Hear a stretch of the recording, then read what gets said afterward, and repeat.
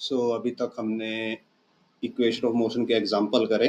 हमने total 20 examples को cover किया और अब इससे आगे बढ़ते हुए अब हम कवर करेंगे एक जो आपका यहाँ पे टॉपिक रह गया है जिसका नाम है यूनिफॉर्म सर्कुलर मोशन, और वहाँ पे हम सर्कुलर मोशन को स्पेसिफिकली स्टडी करेंगे। इस लेक्चर का हमारा जो टॉपिक है डिस्कशन के लिए that is uniform circular motion.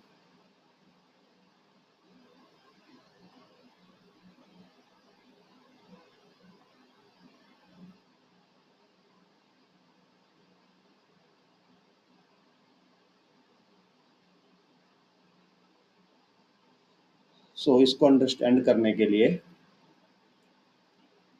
अब तक हमने कुछ एग्जाम्पल ऑलरेडी कर लिए हैं जिनमें ऑब्जेक्ट क्या था, एक सर्कल में रोटेट करता था, और जब वो सर्कल में रोटेट कर रहा है तो उसके पास नॉर्मली क्या प्रोवाइडेड होता है, हमारे पास सर्कल की रेडियस प्रोवाइडेड होती है और टाइम प्रोवाइडेड होता है, जिससे हम फर्दर क्या निकाल लेते हैं, वेलोसिटी निकाल सकते हैं और स्पीड तो निकाल ही सकते हैं।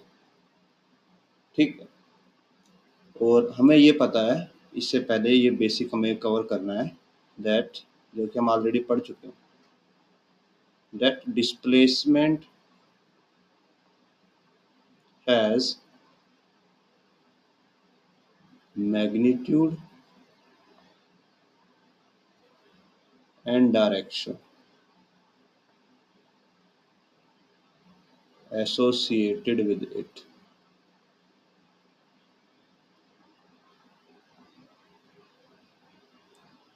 Similarly, velocity has magnitude and direction associated with it. Speed and distance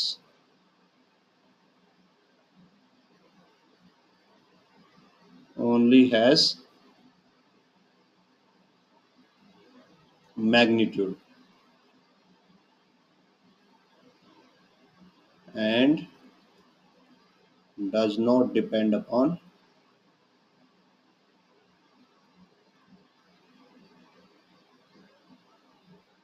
direction. Okay, इतना बेसिक हमने कवर कर लिया। फिर हमने बोला था एक्सेलरेशन को हमने डिफाइन किया था। एक्सेलरेशन क्या था? चेंज इन वेलोसिटी, स्पीड नहीं, वेलोसिटी बाय टाइम। और आप इसको ये भी लिख सकते हो, जो कि एग्जैक्ट प्रॉपर थ्योरेटिकल डेफिनेशन है, rate of change of velocity with respect to time. Okay, अभी हम इतना कवर कर चुके हैं। फिर उसके बाद हमने ये पॉइंट कंक्लूड किया था, for acceleration to happen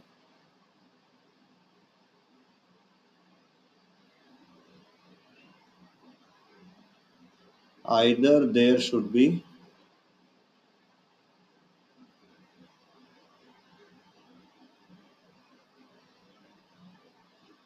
change in magnitude of velocity or there can be change in direction of velocity. अगर एक्सेलरेशन को होना है तो या तो आप वेलोसिटी का मैग्नीट्यूड चेंज कर दीजिए या डायरेक्शन चेंज कर दीजिए। मींस एग्जांपल के फॉर्म में लेते हैं हम, सपोज कीजिए वेलोसिटी है 2 मीटर पर सेकंड और यहाँ पे लिख देते हैं हम नॉर्थ। नो डायरेक्शन में ये वेलोसिटी, तो एक्सेलरेशन कब होगा? या तो ये ऐसे हो जाए 3 मीटर पर सेकंड नॉर्थ, तब एक्सेलरेशन होगा। ऐसे हो जाए 1 मीटर पर सेकंड नॉर्थ, तब भी एक्सेलरेशन होगा बट नेगेटिव होगा, बिकॉज वेलोसिटी रिड्यूस हो गई, बट वो भी एक्सेलरेशन ही है, नेगेटिव एक्सेलरेशन। ठीक है। या फिर ऐसे हो जाए 2 मीटर पर सेकंड साउथ, यहाँ पे डायरेक्शन चेंज हो गई, मैग्नीट्यूड उतना ही रहा, तो ये भी एक्सेलरेशन का एग्जांपल है। अगर ऐसे हो जाए 2 मीटर पर साउथ वेस्ट, तो ये भी एक्सेलरेशन का ही एग्जांपल है। तो इसमें भी एक्सेलरेशन हुआ, मैग्नीट्यूड चेंज नहीं हुआ बट डायरेक्शन चेंज हो गई। और ये जो दोनों केसेस है, इन केसेस में क्या होता है, स्पीड चेंज नहीं होती।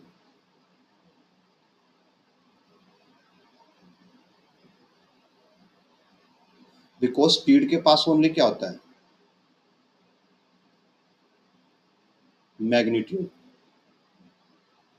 और ये जो स्टार्टिंग वाला 2 है, ये मैग्नीट्यूड है, यहाँ पे ये चेंज नहीं हुआ। ठीक है। तो यहाँ पे वेलोसिटी तो बदल गई, डायरेक्शन चेंज होने की वजह से वेलोसिटी में चेंज आ गया, उसकी वजह से एक्सेलरेशन हो गया, बट स्पीड चेंज नहीं हुई। और यही चीजें हैं जो आपको सर्कुलर मोशन को हेल्प कर अंडरस्टैंड करने में फर्दर हेल्प करेंगी। तो हम एक ऑब्जेक्ट ड्रॉ करते हैं कि वो सर्कुलर मोशन में कैसे मूव करता है।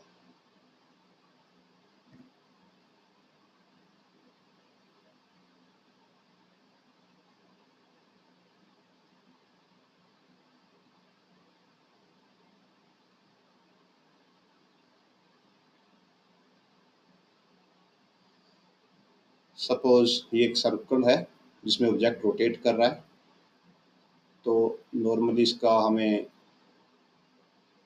कभी कभी डायमीटर गिवन होगा। तो सपोज ये डायमीटर है और ये रेडियस है।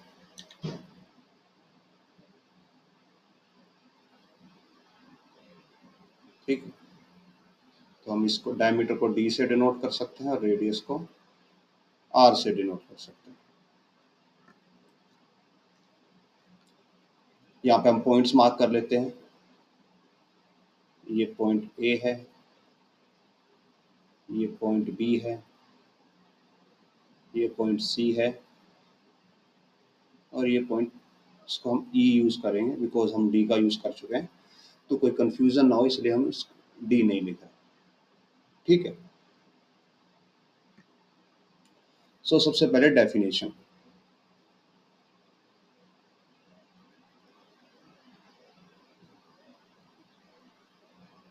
Uniform circular motion.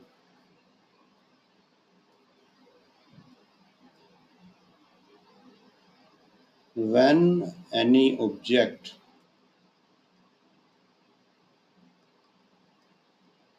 moving in a circle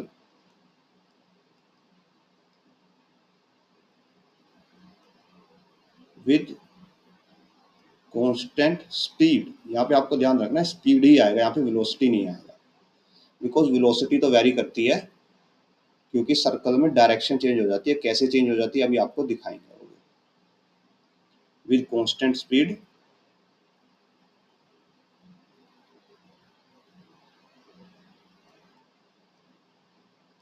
then object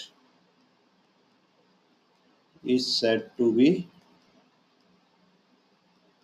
in uniform circular motion, right. तो ये होगी डेफिनेशन।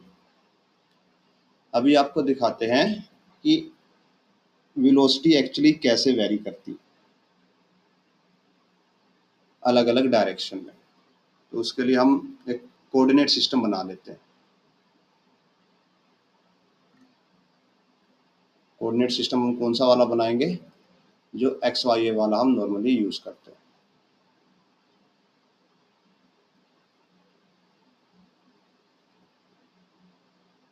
ओके, अगर हम इसको कॉपी कर लेते हैं,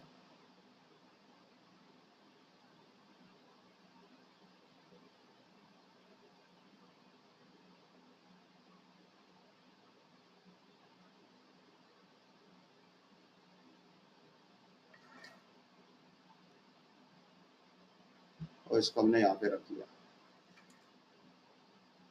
ठीक है, ये पॉइंट बी और सी को हम नेम कर देते हैं बी,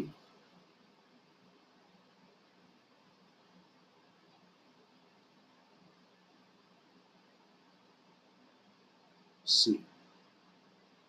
ठीक, ये होगी एक्स डायरेक्शन और ये हो गई वाई डायरेक्शन। इतना आप बेसिक हम ड्रॉ कर रहे हैं। अब जब भी ऑब्जेक्ट सर्कल में रोटेट करता है, थोड़ा बेटर सर्कल बनाना पड़ेगा।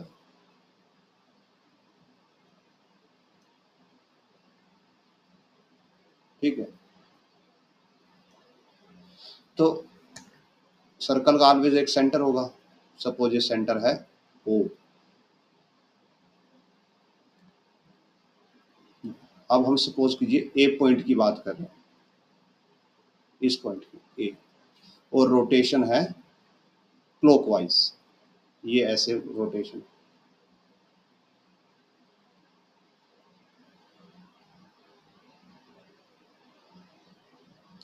तो जब ए पॉइंट पे हम बात करेंगे, तो जो ए पॉइंट पे इसकी वेलोसिटी होगी वो परपेंडिकुलर होती है किसके, अगर एक आप लाइन ड्रॉ करें सेंटर से उसके, तो जैसे ये ए पॉइंट को अगर हम सेंटर से मिलाएं तो ये लाइन आएगी। अब इस पे हम कितने परपेंडिकुलर ड्रॉ कर सकते हैं, एक परपेंडिकुलर ऐसे ड्रॉ कर सकते हैं और एक परपेंडिकुलर ऐसे ड्रॉ कर सकते हैं। ठीक है, तो अब जब मोशन क्लॉकवाइज है तो ये क्लॉकवाइज डायरेक्शन को देखते हुए जो इसकी वेलोसिटी की डायरेक्शन होगी वो होगी ये वाली। ऑब्जेक्ट ऐसे रोटेट करेगा और इस पॉइंट पे वेलोसिटी की डायरेक्शन होगी जो नीचे वाली है, जिसको हम अभी मार्क कर रहे हैं, ये वाली। ठीक है, ये वाली नहीं होगी। अब ऐसे अगर ये ऑब्जेक्ट यहाँ पे आ जाता है, बी पॉइंट पे आ जाता है, तो इसके लिए वेलोसिटी की डायरेक्शन कैसे होगी, ये तो आ गया सेंटर से और ये वेलोसिटी जाएगी इसकी इस पॉइंट के परपेंडिकुलर। अगर यहाँ पे कोई पॉइंट है ऐसे, तो वेलोसिटी उसके ऐसे परपेंडिकुलर जाएगी।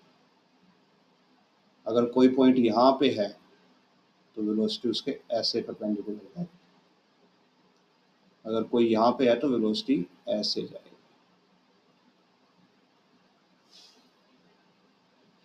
सो आप ये तो अंडरस्टैंड कर गए होंगे। ठीक, तो अभी हम ये 4 पॉइंट ले रहे हैं और इन चारों पॉइंट पे वेलोसिटी ड्रॉ करते हैं, जो ए बी सी, और ये इसको हमने ई नेम दिया था। तो और ये कैसे रोटेशन है, इसको हम एंटी क्लॉकवाइज रोटेशन कहते हैं, और क्लॉकवाइज। तो ये ऐसे, ये ऐसे, ऐसे और ऐसे। ठीक, और इसको हम बोलते हैं ई। तो हम वेलोसिटी की डायरेक्शंस ड्रॉ करते हैं। ए पे ऐसे जाएगी वेलोसिटी, ई से ऐसे, सी पे ऐसे जाएगी और बी से ऐसे। अब अगर आप इस पे ध्यान देंगे, फोकस करेंगे, हम राइट डाउन कर, अब हम वेलोसिटीज नोट करेंगे। एट पॉइंट ए जो पॉइंट ए है उस पे वेलोसिटी नीचे की तरफ है, जो ऊपर की तरफ डायरेक्शन है वो पॉजिटिव वाई है, तो नीचे की तरफ क्या होगी, negative Y. So at point A velocity is in minus Y direction. ठीक, ऐसे लिख सकते हैं पॉइंट किसके लिए, बी के लिए। अब जो बी है वहां पे वेलोसिटी ये ऐसे जा रही है, तो ये कौन सी डायरेक्शन है, एक्स डायरेक्शन, और positive x direction. Negative direction इस तरफ होगी। सो ये वेलोसिटी इन एक्स डायरेक्शन। अब हम आते हैं सी पे, तो ये रहा पॉइंट सी। इस पे वेलोसिटी ऊपर की तरफ जा रही है, जो कि प्लस वाई डायरेक्शन है। So velocity in Y direction. और जो लास्ट पॉइंट है ई, यहाँ पे वेलोसिटी नेगेटिव एक्स की तरफ जा रहा है। ये पॉजिटिव एक्स है तो इसका अपोजिट नेगेटिव एक्स होगा, तो ये नेगेटिव एक्स की तरफ जा रही है।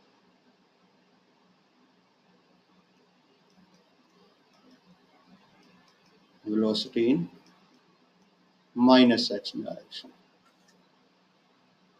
ठीक है, इतना क्लियर हो गया। और अभी हमने स्टेटमेंट में एक चीज बोली थी, कांस्टेंट स्पीड, की स्पीड चेंज नहीं हो रही। ठीक है, तो मैग्नीट्यूड चेंज नहीं हो रहा। सो सपोज करो अगर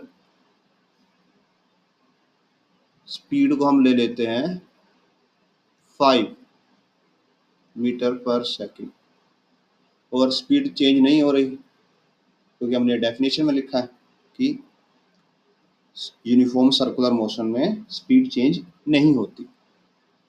तो ए पॉइंट पे वेलोसिटी क्या हो जाएगी, 5 metre per second in minus Y direction. ठीक है, बी पॉइंट पे क्या हो जाएगी, 5 metre per second in X direction. C point पे वैल्यू हो जाएगी 5 metre per second in positive Y direction. और ई पॉइंट पे वेलोसिटी हो जाएगी 5 metre per second in minus x direction. ठीक है, यहां तक क्लियर हो गया। अब जब अगर हम एक्सेलरेशन निकालते हैं, सो एक्सेलरेशन इज कब होता है, आइदर चेंज इन मैग्नीट्यूड और change in direction of velocity. ठीक है, या तो डायरेक्शन चेंज हो जाए या मैग्नीट्यूड चेंज हो जाए। तो अगर आप एक्सेलरेशन निकालोगे बी पॉइंट पे और ए के रिस्पेक्ट में निकालोगे, बी का एक्सेलरेशन निकालोगे ए के रिस्पेक्ट में, तो यहाँ पे देखो डायरेक्शन चेंज हो गई। ए पे माइनस वाई था, यहाँ पे एक्स हो गया। आपको नंबर नहीं पता लगेगा, बिकॉज ये कैलकुलेशन वेक्टर कैलकुलेशन है, अभी आपके सिलेबस के आउट ऑफ आपके सिलेबस में नहीं आती। आप जब 11th-12th में जाएंगे तो वहाँ पे आएगा वेक्टर कैलकुलेशन की कैसे कैलकुलेशन होगी। बट आप यहाँ से सिंपली ये देख के बता सकते हैं कि डायरेक्शन चेंज हुआ तो yes there will be acceleration. Value positive हो सकती है, नेगेटिव हो सकती है, बट जीरो नहीं होगी। ठीक, और इसको हम ऐसे लिख सकते हैं, acceleration B A not equal to zero, zero तो नहीं होगा। ऐसे अगर आप सी पॉइंट का एक्सेलरेशन ए पॉइंट के रिस्पेक्ट में निकालोगे तो ये भी जीरो नहीं होगा, बिकॉज सी और ए में डायरेक्शन का चेंज है, यहाँ पे प्लस वाई है, यहाँ पे माइनस वाई है। ऐसे भी आप तो इस तरह कोई भी दो पेयर यूज करो, जैसे सपोज कीजिए आप ए सी ई निकालते हो, ई पॉइंट का एक्सेलरेशन सी पॉइंट के रिस्पेक्ट में, तो ई पॉइंट का एक्सेलरेशन सी के रिस्पेक्ट में, तो देखो मैग्नीट्यूड चाहे सेम रहा 5 बट डायरेक्शन चेंज हो गई, वाई थी माइनस एक्स हो गई, तो ये आप पे भी एक्सेलरेशन होगा और ये जीरो नहीं होगा, पॉजिटिव नेगेटिव हो सकता है बट जीरो एक्सेलरेशन नहीं होगा। सो जब भी आप सर्कुलर मोशन पढ़ रहे होंगे और वो यूनिफॉर्म सर्कुलर मोशन है या सर्कुलर मोशन किसी भी टाइप का है, वहां पे एक्सेलरेशन ऑलवेज होता ही है, ठीक है, चाहे वेलोसिटी का मैग्नीट्यूड चेंज हो या ना हो, डायरेक्शन ऑलवेज चेंज हो रही है। जब वो सर्कल में रोटेट कर रही है तो वो डायरेक्शन के चेंज होने की वजह से आपको एक्सेलरेशन मिलेगा ही मिलेगा, ठीक है। तो अगर आपके पास एक क्वेश्चन आता है कि यूनिफॉर्म सर्कुलर मोशन में एक्सेलरेशन होता है नहीं होता, तो आपको ऑलवेज बोलना है कि एक्सेलरेशन होता है, ठीक है। उसके बाद हम कुछ एग्जाम्पल लेते हैं यूनिफॉर्म सर्कुलर मोशन के।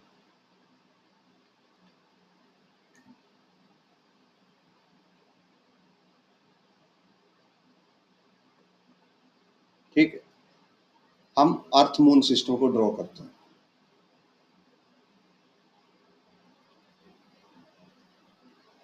सपोज ये मून है, ये अर्थ है,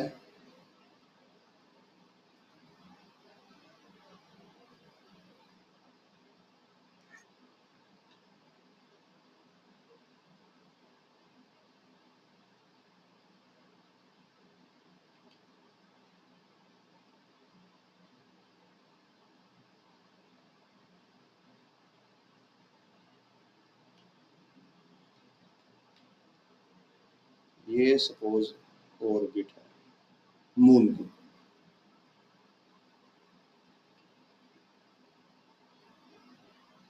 यहाँ पे मून और यहाँ पे अर्थ।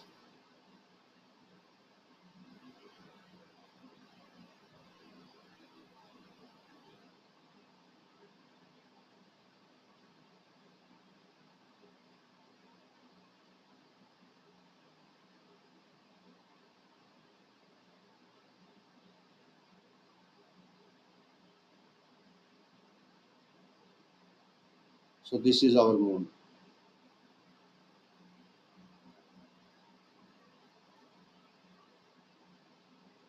and this is अर्थ। और सपोज करो ये काउंटर क्लॉकवाइज घूम रहा है, मींस क्लॉक तो ऐसे रोटेट करता है, ये अपोजिट में है, ये ऐसे रोटेट कर रहा है।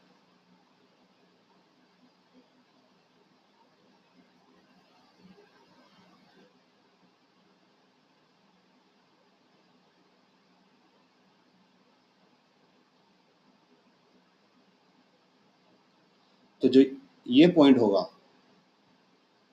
जब मून यहाँ पे होगा तो इसकी वेलोसिटी की डायरेक्शन क्या होगी,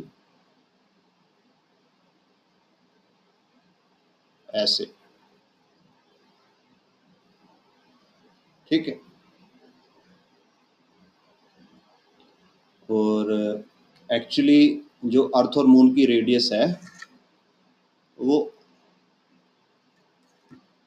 नियरली सर्कुलर होती है, कंप्लीटली सर्कुलर नहीं होती, ठीक है। तो आप इसको एक बेसिक एग्जांपल लेके कर सकते हो, बट जब आप हायर क्लासेस में जाओगे तो वहाँ पे आप मतलब कि फर्दर स्टडी करो कि ये एलिप्टिकल ऑर्बिट्स होती हैं, सर्कुलर नहीं होती, ठीक है। और क्या एग्जांपल हो सकता है, कोई पर्सन रोड पे, जब आप किसी गोल ट्रैक पे, सर्कुलर ट्रैक पे बाइक चलाते हो या कार चलाते हो, तो वो भी एक यूनिफॉर्म सर्कुलर एग्जांपल हो सकता है। जब आप साइकिल को या बाइक को थोड़ा टिल्ट करके और रोटेशन लेने के लिए, उस टाइम पे भी वो एक यूनिफॉर्म सर्कुलर मोशन का एग्जाम्पल देता है, स्लाइड्स टाइम के लिए, थोड़े समय के लिए। और इसके अलावा जो हमारे आर्टिफिशियल सैटेलाइट्स हैं जो अर्थ के अराउंड रोटेट करते हैं, वो कंपैरेटिवली स्मॉल ऑर्बिट्स में रोटेट करते हैं। वो ऐसे, उनकी ऐसे ऑर्बिट होती है अर्थ के अराउंड, तो वो और कंपैरेटिवली साइज भी स्मॉल होता है, तो ये सैटेलाइट हो गया हमारे।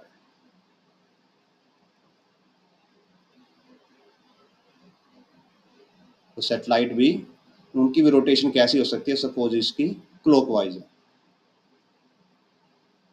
ये ऐसे रोटेट करता है।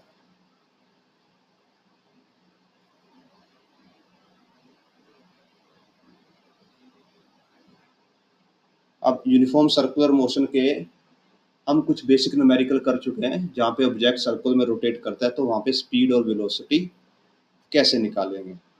डिस्प्लेसमेंट के भी हम ऑलरेडी कुछ क्वेश्चन इसके कर चुके हैं, जितना आपके सिलेबस में कवर होता है। इसके बाद हम कुछ हायर लेवल के न्यूमेरिकल देखते हैं, और जहाँ पे आपको थोड़ा डायरेक्शनल अंडरस्टैंडिंग होगा, एक्सिस का अंडरस्टैंडिंग होगा कि कैसे उन क्वेश्चन को सोल्व करना है।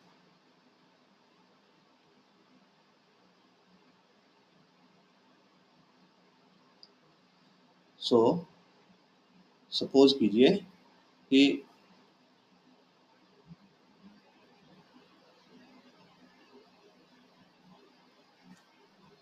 हम, एक पर्सन है जो ग्राउंड पे खड़ा है,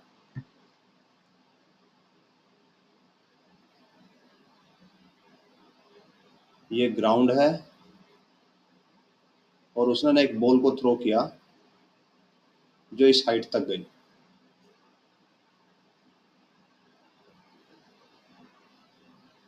सपोज ये हाइट है 10 मीटर, कोई एक बॉल थी, पर्सन ने बॉल को थ्रो किया, बॉल ऊपर जाती है, 10 मीटर तक जाती है और उसके बाद वापस नीचे आ जाती है ऐसे, ठीक है। तो ऊपर तक गई और वापस नीचे आ गई। अब आपको ये बताना है कि उस बॉल को ऊपर से ऊपर जाके नीचे आने तक कितना टाइम लगेगा। अब आप बोलोगे कि इसमें तो हमें कुछ गिवन ही नहीं है वैल्यूज, तो हम पहले इक्वेशन ऑफ मोशंस लिखते हैं अपनी। v is equal to you plus A T, ये पहले वाली हो गई। S is equal to U T plus half A T square, ये दूसरे वाली हो गई। V square minus you square is equal to 2gh, ये तीसरे वाली हो गई, ठीक है। यही तीन इक्वेशन हमारे पास। एक ये वैल्यू गिवन है कि वो 10 मीटर तक ऊपर गई, उसके अलावा कुछ नहीं गिवन। तो जब भी ऐसे क्वेश्चन आए तो आपको एक बेसिक चीज पता होनी चाहिए कि जब भी कोई ऑब्जेक्ट फ्रीली फॉल करता है, मीन्स ये हमने इसको फेंका तो ऊपर की तरफ गया, उसके बाद नीचे आया, तो ये सब ऊपर नीचे जाना किसकी वजह से हुआ? ग्रेविटी। ग्रेविटी क्या करती है, अर्थ की चीजों को अपनी तरफ अट्रैक्ट करती है और वो फोर्स लगाती है, और जो ग्रेविटी फोर्स लगाती है उससे क्या आती है, एक्सेलरेशन आती है, जिसको क्या बोलते हैं,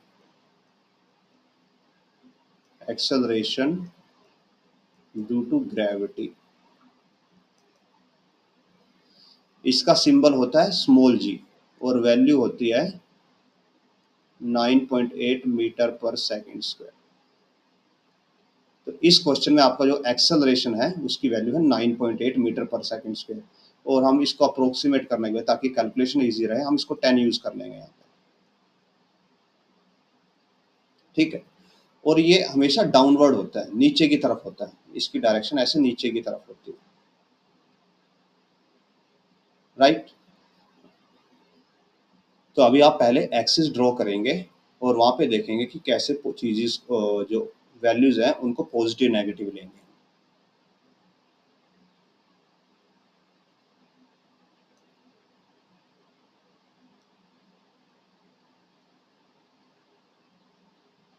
ठीक है, ये हमारे एक्सिस हो गए।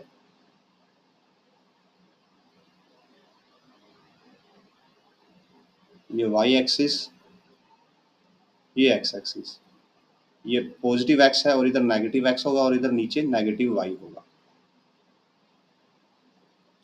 तो जो एक्सेलरेशन ड्यू टू ग्रेविटी है वो ऐसे नीचे की तरफ लगता है हमेशा। ये हमारा इधर ग्राउंड है,